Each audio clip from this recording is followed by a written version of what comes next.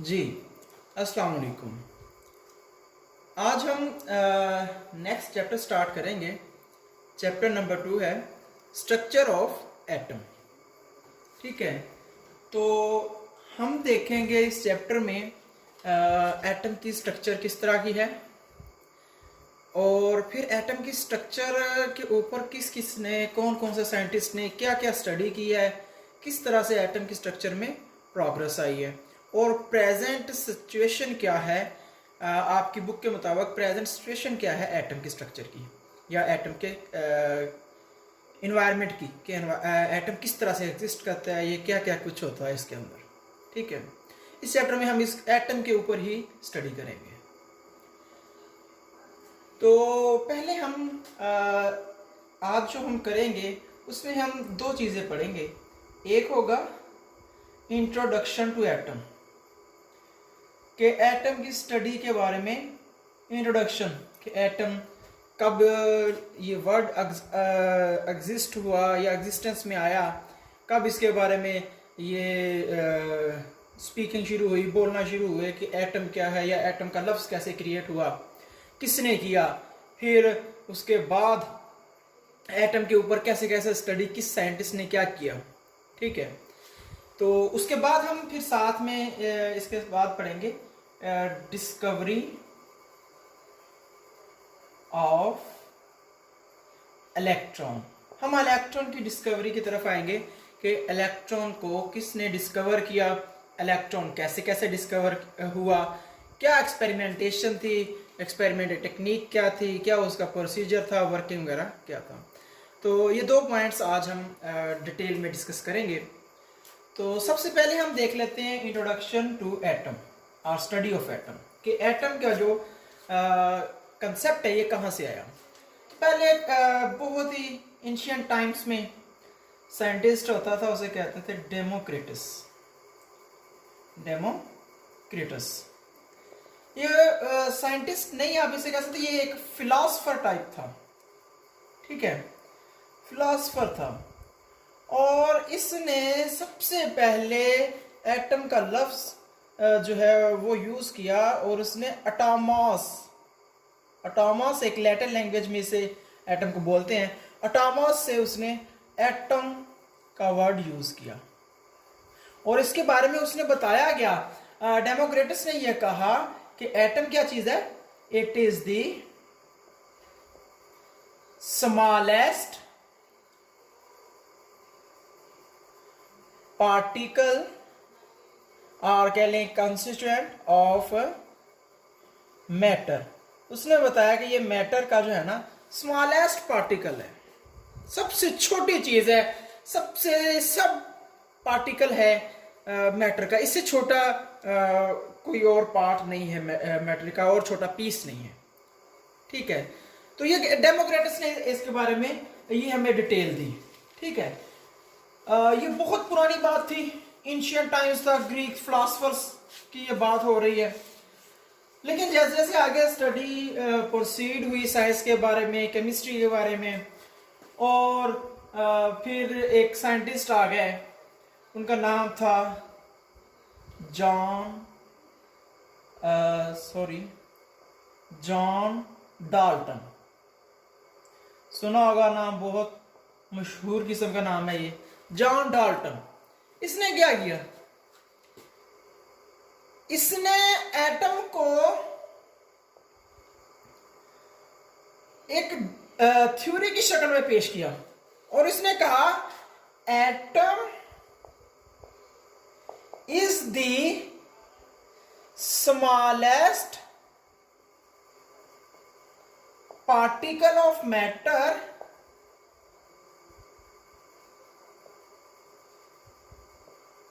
which cannot be further divided।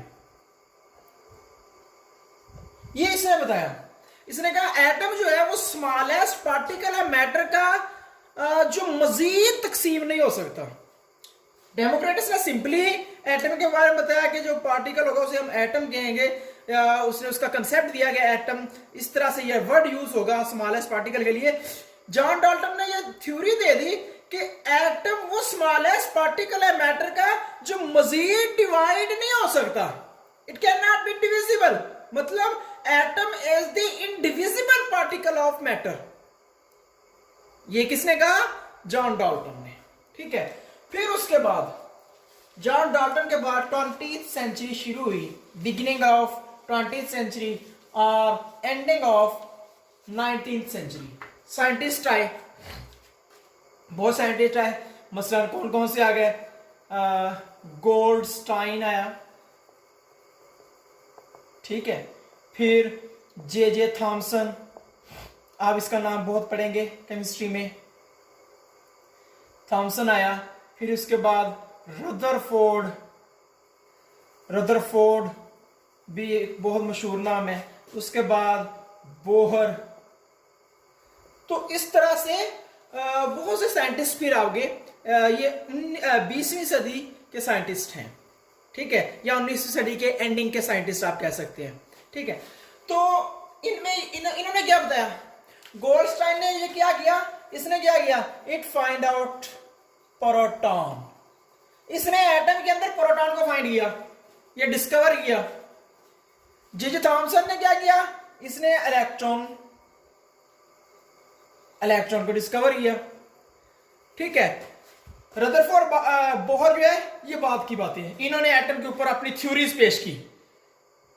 ठीक है, तो इनकी बातें हम बाद में पढ़ेंगे। इन्होंने एटॉमिक थ्योरी है, रदरफोर्ड एटॉमिक थ्योरी कहलाती है, बोहर की थ्योरी है, बोहर एटॉमिक थ्योरी कहलाती है। ये चैप्टर के आगे जाकर आएंगे। तो इन्होंने भी एटम के ऊपर फर्दर स्टडी किया, एटम के स्ट्रक्चर के ऊपर। तो ये दो साइंटिस्ट है, ये ज्यादा मशहूर है। क्यों मशहूर है? क्योंकि इन दोनों ने जब प्रोटॉन और इलेक्ट्रॉन को फाइंड आउट कर लिया, डिस्कवर कर लिया, तो जॉन डाल्टन की जो थ्योरी थी, क्या थी? कि एटम इज इनडिविजिबल। ठीक है, ये किसकी थ्योरी है? ये जॉन डाल्टन की है। ठीक है, ये थ्योरी उसकी गलत हो गई। उसने कहा कि एटम डिवाइड नहीं हो सकता। जब गोल्डस्टाइन ने कहा कि नहीं, एटम के अंदर एक और पार्टिकल है, उसे हम प्रोटॉन कहते हैं। जे थॉमसन ने कहा एटम के अंदर एक और पार्टिकल है, उसे हम इलेक्ट्रॉन कहते हैं। तो जब ये बातें आई सामने, तो इसका मतलब क्या हुआ? कि atom can be divide. Atom फिर आगे डिवाइड हो सकते हैं। Atom is not indivisible, it is divisible. ये डिवाइड हो सकता है, क्योंकि जब एक चीज एक से ज्यादा चीजों से मिलकर बनी हो तो दैट कैन बी डिविजिबल। ठीक है, तो ये फिर कंसेप्ट जब इन दोनों ने दिया, प्रोटॉन की डिस्कवरी का और इलेक्ट्रॉन की डिस्कवरी का, तो फिर जो जॉन डाल्टन की थ्योरी थी वो गलत हो गई, वो फेल हो गई। ठीक है, फिर जब इन दोनों ने यह चीज स्टडी की, तो क्या मामला था? अब इनके पास तो यही कंसेप्ट है। अब अगर इन दोनों को ही देख लिया जाए यहां पर, तो इनके पास क्या कंसेप्ट है? कि बस ये है कि एटम के अंदर क्या है? कि एक प्रोटॉन है, एक इलेक्ट्रॉन है। तो फिर इन दोनों कंसेप्ट्स को बेस बनाते हुए जे थॉमसन ने एक अपनी थ्योरी पेश कर दी। उसने क्या कह दिया? उसने कह दिया कि हम एक थ्योरी पेश करते हैं जी, प्लम पडिंग थ्योरी। अब ये क्या है? पडिंग किसे कहते हैं? एक केक कहते हैं, सॉफ्ट केक, जिसे कहते हैं सेमी सॉलिड। ठीक है, उसने कहा कि structure of atom is like pudding, मतलब केक की शेप है उसकी, केक की तरह का है, सॉफ्टी नेचर है, जो प्रोटॉन से बना हुआ है। क्या कहा जे थॉमसन ने? It is like a plum pudding means कि it is very soft, made up of protons and electrons are embedded. electrons जो हैं वो उस पूरे प्रोटॉन के एक सेमी सॉलिड मिक्सचर के अंदर इलेक्ट्रॉन्स को हमने इलेक्ट्रॉन्स जो है ना उसके अंदर धंसे हुए हैं। जैसे एक केक के अंदर आप क्या ऐड कर देते हैं?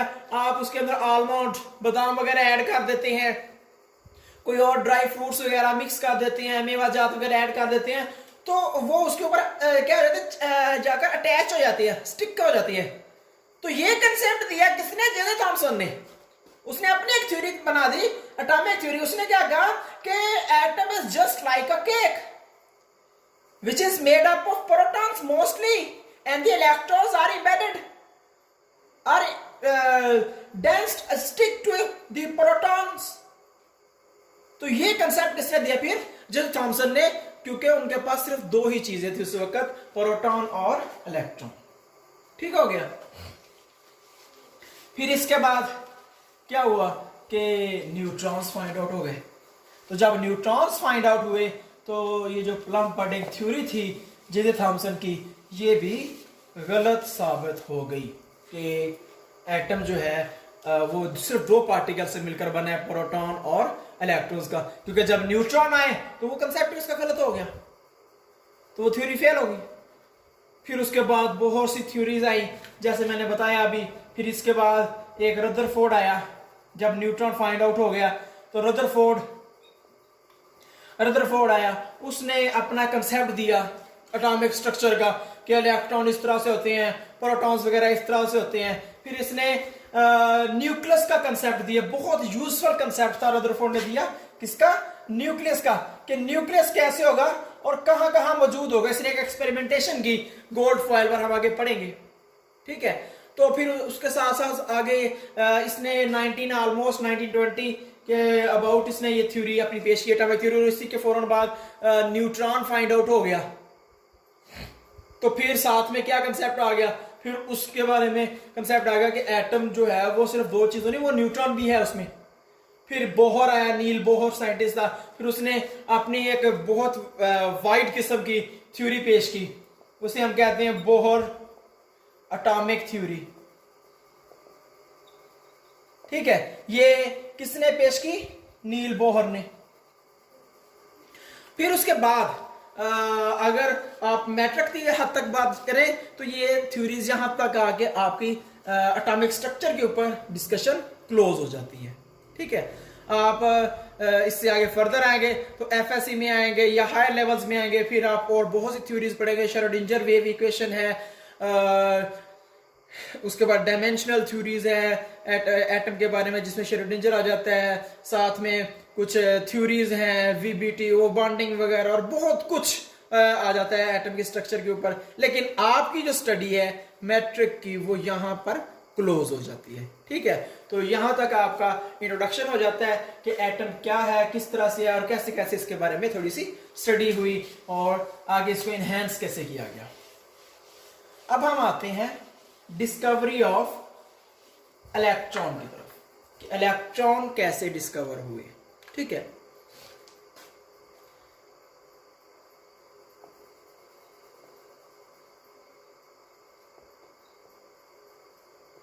तो एक साइंटिस्ट था, उसका नाम है जी सर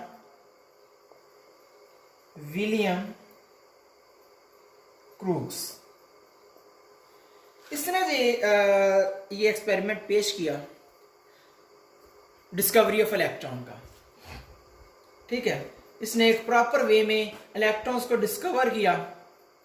ना सिर्फ इलेक्ट्रॉन को डिस्कवर किया बल्कि इसने उसके साथ साथ इलेक्ट्रॉन्स की बहुत सी इंपॉर्टेंट प्रॉपर्टीज जो है वो भी शेयर की, वो भी एक्सप्लेन की कि इलेक्ट्रॉन्स किस तरह से मूवेबल होते हैं, कैसे कैसे मूव करते हैं और क्या क्या इम्पैक्ट्स होते हैं उनकी सराउंडिंग्स पर जब वो मूव करते हैं। ठीक है। तो उसने इसके साथ साथ डिस्कवरी ऑफ इलेक्ट्रॉन के साथ साथ प्रॉपर्टीज ऑफ इलेक्ट्रॉन्स भी पेश की। तो हम इसको स्टार्ट लेते हैं इस थ्योरी का। इसने किया गया, इसने एक ट्यूब ली, डिस्चार्ज ट्यूब उसे कहते हैं। ये एक डिस्चार्ज ट्यूब उसने ले लिया। ठीक है। ये एक डिस्चार्ज ट्यूब इसने ली। इसके एक तरफ इसने एक एनोड लगा दिया। ठीक है। और इस तरफ इसने एक कैथोड लगा दिया। सही है। यहां पर उसने एक वैक्यूम लगाया, वैक्यूम पंप। इसका क्या रोल था? इस डिस्चार्ज ट्यूब को इसके अंदर जितनी भी कोई एयर गैसेस वगैरह थी उनको उसने वैक्यूम पंप के जरिए रिमूव करा दिया एयर वगैरह को, और फिर इसके अंदर बहुत ही कम प्रेशर पर ऑलमोस्ट 10⁻⁻⁴ ATM प्रेशर पर उसने इसके अंदर एक गैस जो है ना वो पुट की, ठीक है, बहुत ही लो प्रेशर पर। तो इसको जब उसने एयर वगैरह को रिमूव कर दिया सारा कुछ, उसके बाद इसमें ये गैस वगैरह ऐड की, ये फिर उसने बाद में क्लोज कर दिया वैक्यूम पंप वगैरह को, ठीक है, इस रास्ते को, क्योंकि हमने इससे कोई कंसर्न नहीं लेना। इस एनोड को उसने एक बैटरी से कनेक्ट कर दिया, इसी तरह से एनोड के साथ कैथोड भी आएगा, वो भी इसी बैटरी में कनेक्ट कर दिया, ठीक है। यहाँ पर 2-4 बेसिक पॉइंट्स है वो मैं पहले बता देता हूँ, फिर हम इसके डिस्कवरी या डिस्कशन वर्किंग के ऊपर आएंगे। जो एनोड होता है इसके ऊपर आपने पॉजिटिव लिखना होता है, क्योंकि ये पॉजिटिव चार्ज कैरी करता होता है, और जो कैथोड होता है इसके ऊपर आपने नेगेटिव चार्ज शो करना है। क्यों? क्योंकि ये नेगेटिव शो कर रहा होता है, नेगेटिव चार्ज इसके ऊपर कैरी होता है। यहां से ये पॉजिटिव टर्मिनल ऑफ बैटरी उसके साथ अटैच होता है, और जो कैथोड है ये नेगेटिव टर्मिनल के साथ, ठीक हो गया। ये क्या है? एनोड, और ये कैथोड, ठीक है। अब इसमें उसने काम क्या किया? ये जो प्लेट है ये इसकी बैटरी को, ये जो लाइंस है ना, तो ये बैटरी को शो कर रही हैं। अब इसमें मैंने बहुत ज़्यादा डिस्टेंस रखा है। असल में ये नंबर ऑफ लाइंस जितनी होगी ना, वो पावर ऑफ बैटरी, ये फिजिक्स का थोड़ा सा कंसेप्ट है कि ये पावर ऑफ बैटरी को रिप्रेजेंट करती है। अगर आप इसी तरह से मैं ज़्यादा लाइंस लगा दूं, क्योंकि पॉजिटिव नेगेटिव ऐसे आएगी, तो ये पॉजिटिव आ गई, फिर नेगेटिव, फिर पॉजिटिव, फिर नेगेटिव, फिर पॉजिटिव, और फिर ये नेगेटिव, ठीक है। ये ज्यादा यहां पर नंबर ऑफ लाइंस आ गई है, तो इसका मतलब क्या है, क्या बताना चाह रहा हूं मैं यहां कि ये नंबर ऑफ ये लाइंस है ये ज्यादा है। इसका मतलब ये है कि this battery has a high voltage, मतलब ये जो बैटरी कनेक्ट की गई है इस डिस्चार्ज ट्यूब के साथ, it is high voltage battery. क्या है? हाई वोल्टेज बैटरी है ये। तो इसका मतलब आपको क्या बताना चाह रहा हूं, इसका मतलब ये है कि ये जो बैटरी इसके साथ कनेक्ट किया ये हाई वोल्टेज होगा इस एनोड और कैथोड के साथ, और प्रेशर बहुत ही कम होगा इस डिस्चार्ज ट्यूब के अंदर, ठीक है। इस डिस्चार्ज ट्यूब के अंदर गैस है, बहुत लो प्रेशर पर, तो जाहिर बात है उनके मॉलिक्यूल्स बहुत दूर दूर होंगे, प्रेशर ही नहीं है। तो अब हम आते हैं इसके प्रोसीजर की तरफ कि क्या काम हुआ या क्या क्या तरीकाकार हुआ। तो देखें जी, जब हाई वोल्टेज बैटरी यूज की है और उसको हमने कैथोड और एनोड के साथ अटैच करा दिया है, तो क्या होगा, जैसे ही इस बैटरी को हम ऑन करेंगे तो यहां से करंट जो है वो फ्लो करना शुरू कर देगा। गैस बहुत लो है प्रेशर पर और वोल्टेज बहुत ज्यादा है, तो यहां से करंट फ्लो करना शुरू कर देगा। एक सर्कल टाइप बन जाएगा करंट का, ठीक है। तो उसने जब प्रेशर उसने बहुत कम यूज किया है, तो उसने एक चीज नोट की कि जब आप इस ऑन करते हैं इस प्रोसेस को, इस बैटरी को, तो उसने नोट किया कि कुछ रेज है जो कैथोड से निकल रही हैं, ऐसे सीधी कैथोड से निकल रही हैं और वो एनोड की तरफ जा रही हैं, ठीक है। ये इस तरह से कुछ रेज हैं कैथोड से निकल रही हैं और किधर जा रही हैं, सीधी एनोड की तरफ। इन रेज को उसने क्या नाम दिया? इन रेज को उसने कैथोड रेज का नाम दिया। उसने कहा चूंकि ये रेज, उसने इसके ऊपर बहुत ज्यादा फोकस किया और उसने ये क्लियर किया, देखा कि ये रेज कैथोड से प्रोड्यूस हो रही हैं, मतलब these rays has no effect on the gas, या आप ये नहीं कह सकते ये गैस से प्रोड्यूस हुई हैं। तो जब उसने ये चीज क्लियर की कि ये कैथोड से प्रोड्यूस हो रही है, इसलिए फिर उसने इन रेज को नाम क्या दिया? कैथोड रेज का, ठीक है। तो ये उसका एक बेसिक प्रोसीजर है कि किस तरह से उसने कैथोड रेज को फाइंड आउट किया। कैथोड रेज होती क्या है? असल में वो इलेक्ट्रॉन्स ही हैं। ठीक है, कैसे पता चलता है कि ये कैथोड रेज जो है वो इलेक्ट्रॉन्स हैं? ये अभी हम इसकी प्रॉपर्टी की तरफ आएंगे। ठीक है, तो ये था एक प्रोसीजर के एटम कि ये डिस्चार्ज ट्यूब के अंदर वर्किंग कैसे होगी और किस तरह से वोल्टेज अप्लाई करेंगे तो करंट फ्लो करेगा, और फिर वो कैथोड से हाई वोल्टेज होने की वजह से वो जो रेज प्रोड्यूस हो रही हैं वो हाई वोल्टेज हाई एनर्जी होने की वजह से यहां से रेज प्रोड्यूस होंगी। वो रेज जो है वो सीधी कैथोड से एनोड स्ट्रेट लाइन में मूव कर रही हैं। ठीक है, तो ये था वर्किंग। अब हम आते हैं इन कैथोड रेज की प्रॉपर्टीज की तरफ, कैसे कैसे उसने इसकी प्रॉपर्टीज फाइंड आउट की कि ये जब मूव करती है तो क्या क्या इफेक्ट्स होते हैं या इंपैक्ट्स आते हैं।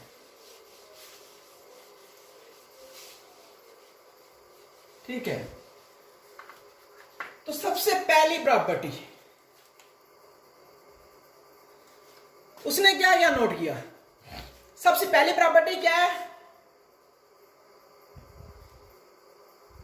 These rays are negatively charged. उसने कहा कि जो कैथोड रेज हैं ये नेगेटिवली चार्ज हैं। नेगेटिवली चार्ज का मतलब क्या हुआ कि इनके ऊपर चार्ज कौन सा है? नेगेटिव है। कैसे पता चला उसे? उसने कहा कि भाई जब कैथोड रेज प्रोड्यूस हो रही हैं, ये मैंने कहा था डिस्चार्ज ट्यूब में कैथोड है, ये क्या था? एनोड है। इसमें मैंने कहा था पॉजिटिव, इसके क्या कहा था? नेगेटिव। तो उसने कहा जब कैथोड रेज प्रोड्यूस हो रही है वो सीधी कैथोड से निकलती हैं और एनोड की तरफ जा रही हैं। इसका मतलब क्या हुआ कि दे आर नेगेटिवली चार्ज। वो नेगेटिव चार्ज रखती हैं तो वो पॉजिटिव चार्ज की तरफ जा रही हैं, या पॉजिटिव चार्ज उसे अट्रैक्ट कर रहा है। ठीक है, या उसने इसको दूसरे कंसेप्ट में भी दिया। उसने कहा कि मैंने इसको रखा इलेक्ट्रिक फील्ड में। एक इलेक्ट्रिक फील्ड क्या होता है? इलेक्ट्रिक फील्ड होता है जिसमें दो प्लेट्स होती हैं, एक पॉजिटिव प्लेट होती है, एक नेगेटिव प्लेट होती है। उसने जब उसको एक इलेक्ट्रिक फील्ड में रखा और वहां से उसने ऐसे कैथोड रेज को गुजारा, तो कैथोड रेज जो थी ना वो किस तरफ को मूव कर गई? वो उस इलेक्ट्रिक फील्ड के पॉजिटिव प्लेट की तरफ मूव कर गई। तो उससे उसने कंसेप्ट दिया कि चूंकि कैथोड रेज खुद से पॉजिटिव की तरफ मूव कर रही हैं, इसलिए इन रेज पर क्या चार्ज होगा? नेगेटिव चार्ज होगा। ठीक हो गया, तो ये इसकी पहली प्रॉपर्टी है कि cathode rays are negatively charge. Next कौन सी प्रॉपर्टी है? देख ले। नेक्स्ट प्रॉपर्टी उसने दी, दे मूव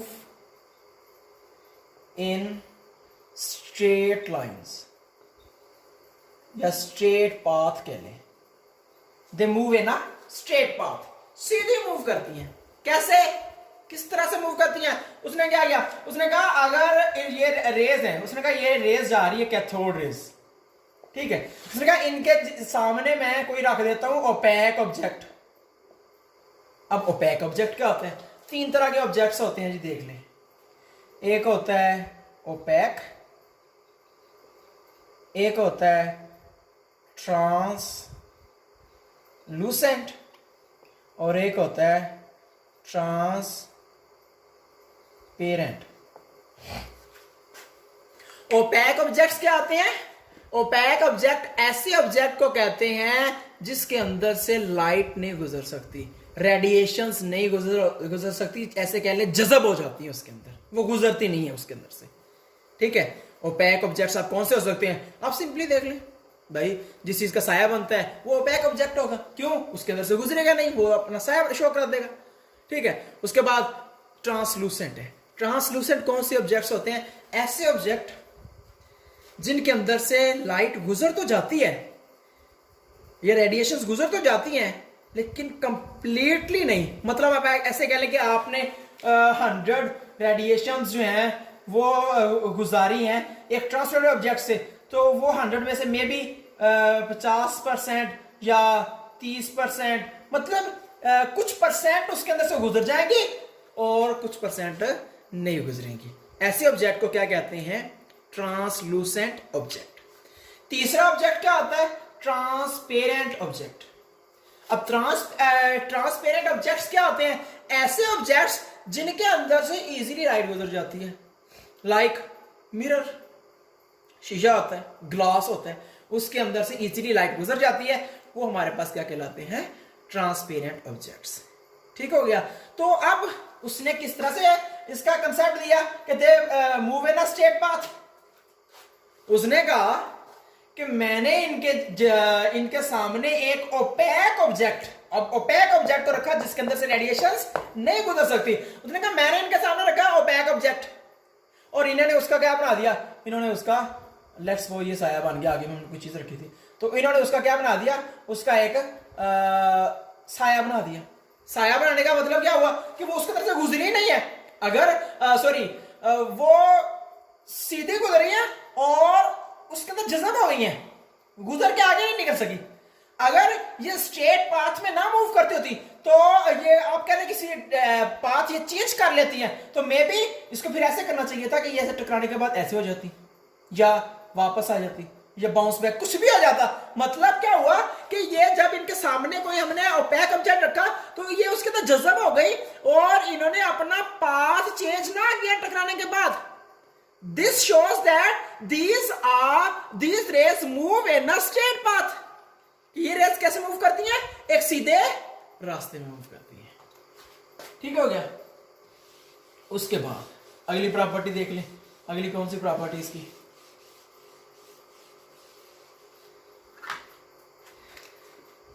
थर्ड, ये क्या है? These rays are actually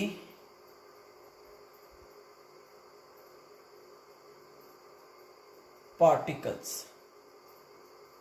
अब ये एक बहुत अजीब सी बात आ गई कि ये रेज एक्चुअली पार्टिकल्स हैं। मींस जब आप कह रहे हो कि ये ऐसे कैथोड रेज जा रही, तो आप असल में ये नहीं कह रहे।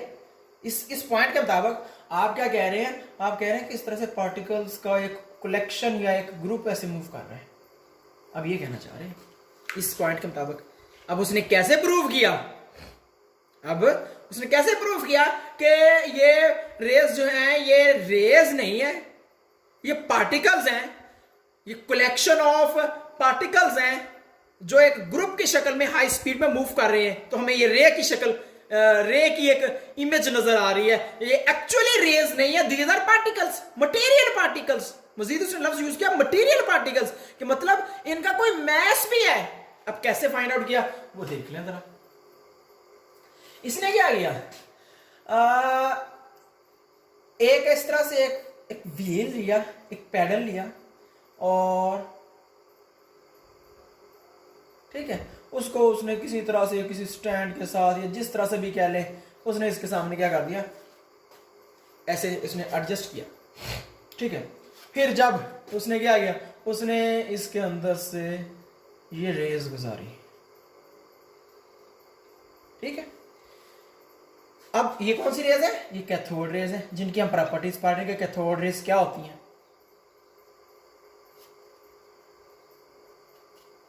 ठीक है, तो अब कैसे उसने फाइंड आउट किया इसका कंसेप्ट? उसने क्या किया? उसने कहा कि जैसे मैंने कैथोड रेज एक व्हील के सामने से या एक व्हील के अंदर से गुजारी, क्योंकि इसके अंदर सुराख भी है। ठीक है, तो जब उसने कहा इसके अंदर से मैंने गुजारी, तो इन्होंने क्या किया? इन्होंने इस व्हील को घुमा दिया, दिस सर्कुलेट इट और रोटेट इट। ठीक है, उन्होंने इसको घुमा दिया। अब देखो, अगर तो होती ये रेडिएशंस, अगर ये एक्चुअली होती रेडिएशंस, तो इनका प्रोसेस क्या होना चाहिए था? इनका प्रोसेस ये होना था, या तो इसमें जज्ब हो जाती या इसके अंदर से सीधी गुजर जाती। अब इसका मतलब क्या हुआ कि ये व्हील से टकरा रही हैं, टकराने के बाद इसको मूव करा रही हैं, तो एक मोमेंटम दे रही है, इसको एक मोशन दे रही है, एक मूवमेंट दे रही है। That means these are particles जो उसके साथ कोलाइड कर रहे हैं, जो उसके साथ कोलिजन दे रहे हैं और कोलिजन फोर्स दे रहे हैं, जिसकी वजह से वो मूव कर रहा है पैडल। रेज होते तो वो कोई कोलिजन फोर्स, कोई मोमेंटम नहीं दे सकता था, तो उसने इसको एक कोलिजन दिया, एक मोमेंटम फोर्स दिया, जिसकी वजह से ये मूव करने शुरू हो गए। तो this shows that cathode rays are not rays, these are actually particles. ठीक हो गया, तो ये तीसरा पॉइंट आ गया। उसके बाद और कौन से पॉइंट उसने दिए वो भी देख लें साथ साथ में।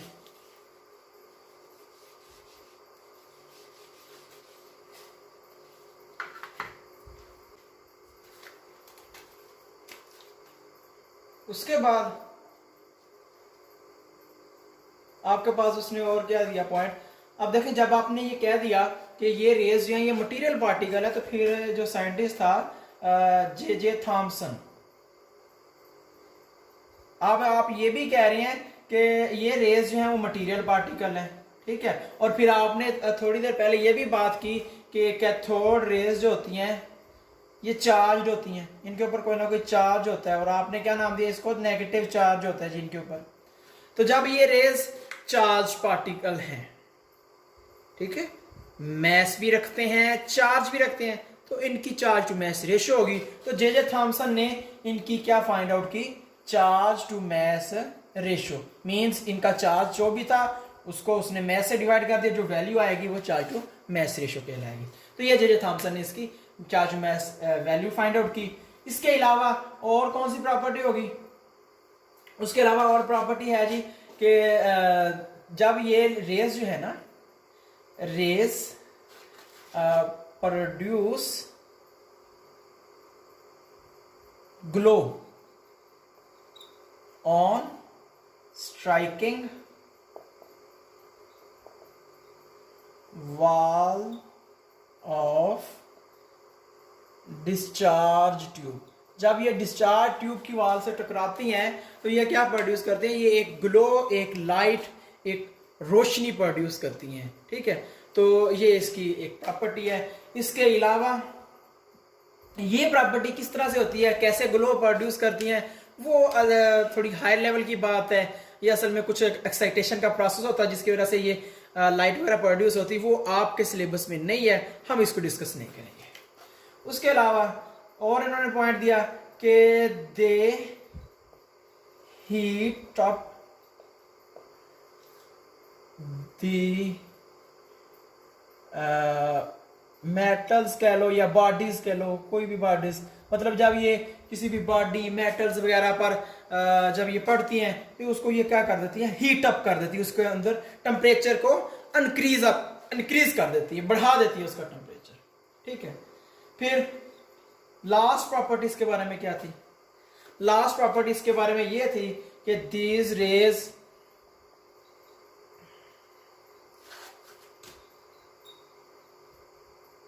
are always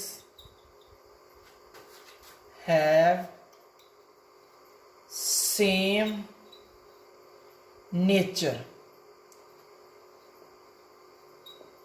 इन रेज की हमेशा नेचर सेम रहती है। इस पॉइंट को जरा देख लें गौर से, क्या कहना चाह रहा है। देखिए, आपने पढ़ा अभी थोड़ी देर पहले कि कैथोड रेज प्रोड्यूस कैसे होती हैं, फिर आपने जब पढ़ा तो उसमें आपने ये तो बात की कि उसके अंदर हमने एक गैस को बहुत लाइट, बहुत लो प्रेशर पर हमने एक गैस को रखा था, लेकिन आपने ये चीज भी वहां पर देखी कि कैथोड रेज कहां से प्रोड्यूस होती है, वहां पर कैथोड में से। तो जब कैथोड रेज कैथोड से प्रोड्यूस हो रही है, so they have no effect, और gas has no effect on the cathode rays. इसका मतलब क्या हुआ, आप किसी भी किस्म की कोई भी गैस यूज कर लें, आप हाइड्रोजन, हीलियम, नियॉन, आर्गन, कुछ भी क्लोरोफोर, जो भी गैस यूज कर ले, कैथोड रेज का उन पर कोई असर नहीं होगा, ना गैस का कैथोड पर कोई असर होगा। Means rays always same nature की होंगी, सेम प्रॉपर्टीज रखेंगी, इनकी प्रॉपर्टीज चेंज, इनकी चार्ज टू मैस वैल्यू कुछ भी चेंज नहीं होगा। तो ये लास्ट पॉइंट था इसके बारे में, इलेक्ट्रॉन के प्रॉपर्टीज के बारे में या कैथोड रेज की प्रॉपर्टीज के बारे में। ठीक हो गया। तो ये कुछ डिस्कशन थी जी कि कैथोड रेज कैसे प्रोड्यूस होती हैं और इनकी प्रॉपर्टीज कैसे होती हैं। फिर यहाँ पर आपने एक चीज ये भी क्लियर कर ली कि जो इलेक्ट्रॉन्स हैं ये फंडामेंटल पार्टिकल है एटम का, क्योंकि एक खास ये प्रॉपर्टीज रखता है। ठीक है, इसके अलावा हम आगे पढ़ेंगे प्रोटॉन की discovery, second fundamental particle of the atom, और फिर आगे हम न्यूट्रॉन की डिस्कवरी पढ़ेंगे, थर्ड फंडामेंटल पार्टिकल्स। इन तीनों की हम डिस्कवरी के बारे में डिस्कशन करेंगे। इसके अलावा भी हमने बात की हुई है कि 100 से ज्यादा पार्टिकल्स होते हैं, लेकिन उनको हम स्टडी नहीं करेंगे क्योंकि because they do not have fundamental properties in general chemistry. ठीक हो गया, तो ये आपका टॉपिक था जी, स्ट्रक्चर ऑफ एटम में इंट्रोडक्शन इसका and discovery of electrons. Okay जी, अल्लाह हाफिज।